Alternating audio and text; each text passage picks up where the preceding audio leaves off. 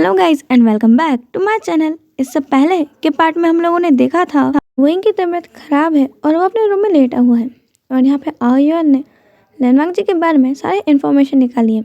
और यहाँ पे आयुन की ग्रैंड मदर यानी कि वोइंग और आयुन की ग्रैंड माँ यहाँ पे अभी 45 ईयर्स की है और आयुन 10 साल का है। आयुन अपने ब्रदर को लेकर बहुत पॉजिटिव है क्योंकि उसने बचपन से आज तक यही सुनते आया है कि वेवशियान और उसके पेरेंट्स जब उससे मिलने के लिए यहाँ आ रहे थे उनका एक्सीडेंट हो गया और उसमें से वेवशियान बचा है, इसलिए आयुन को अपने बड़े ब्रदर को प्रोटेक्ट करना है। आयुन अब लैनवांग जी की सारी इन्फॉर्मेशन अपने टेबल पे देखता है। आयुन का IQ वैसे भी बहुत अच्छा है 160। वो एक जीनियस चाइल्ड है और वहाँ पे वो हैकिंग बहुत अच्छे से कर लेता है। अब वहाँ पे आयुन सारी चीज़ों को देखता है और उसके बाद लैनवांग जी को देखते हुए कहता है कि जस्ट वेट एंड वॉच। अब तुम देखते जाओ, तुम मेरा कैफ़े खरीदने वाले थे, मेरे ब्रदर को बुली किया, अब तुम्हारे साथ क्या होता है वो तुम इमेजिन नहीं कर सकते। फिर आयुन अपने सातों ब्रदर्स को बुलाता है, RM, Jin, Jungkook, V, Jimin, Suga और जेहोब, और उन सभी को लैनवांग जी के बारे में सारी इन्फॉर्मेशन बता देता है। वहाँ पे RM कहता है तुमने बहुत अच्छा काम किया, इसके आगे उसे हम देख लेंगे। वहाँ पे वी कहता है मेरे हिसाब से हमें उसे बैंकरप्ट कर देना चाहिए। जंगकुक कहता है इतनी जल्दी ऐसा सब कुछ करने की ज़रूरत नहीं है, मेरे हिसाब से तो उसे किडनैप करवा के अच्छे खासा पिटवाना चाहिए।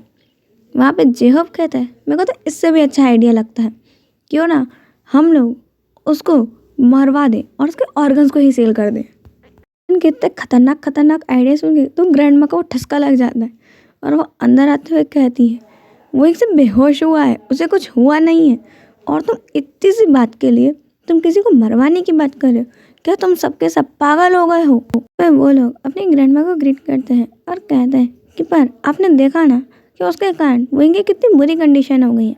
ग्रैंडमा कहती है तुम सब इसको छोड़ दो, इन सब को मैं देख लूँगी और वहाँ पे तुम लोग अपनी स्टडीज़ पे ध्यान दो।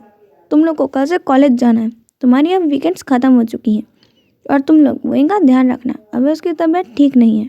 हाँ बोलते हैं और अब ग्रैंडमा सबको सोने को बोल देती हैं। आयुन जिद करता है कि वो अपने गगा के पास ही सोएगा, इसलिए वो जाता है वोइंग के पास सो जाता है। अब वोइंग को रात में आधी रात में उसकी नींद खुलती है और उसे कुछ सपना आ रहा था।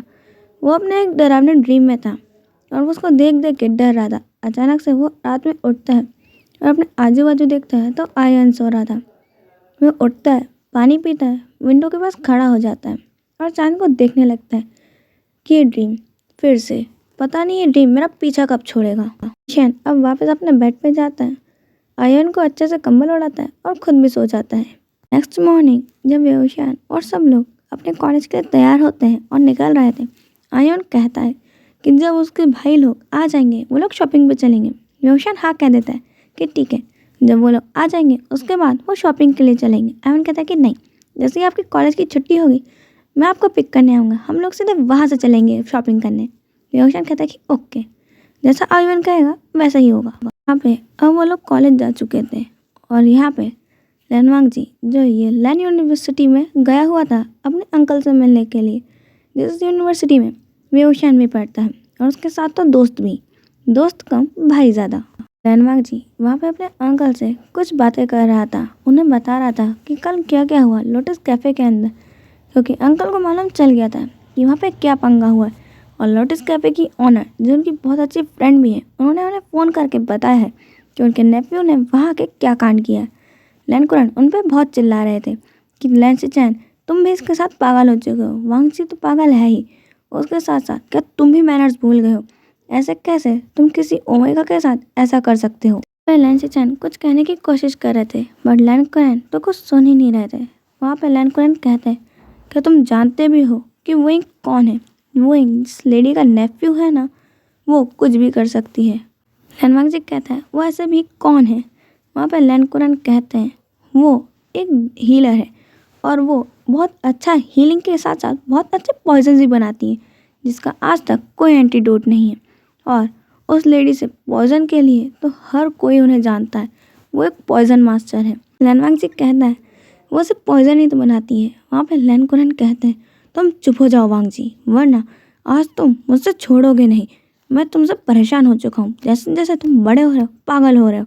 मुझे लगता है कि तुम्हारी शादी जितना जल्दी हो सके उतना जल्दी कर देनी चाहिए, मैंने तुम्हारी और तुम्हारे ब्रदर के लिए 2 रिश्ते देखे हैं। तुम लोग कल ही जा रहे हो उनसे मिलने के लिए और मुझे इसके आगे कुछ भी नहीं सुनना है। लैंडमार्क जी कुछ कहने की कोशिश करता है। अंकल आप मेरी बात तो सुनिए, आप ऐसे कैसे मेरी शादी किसी से फिक्स कर सकते हैं?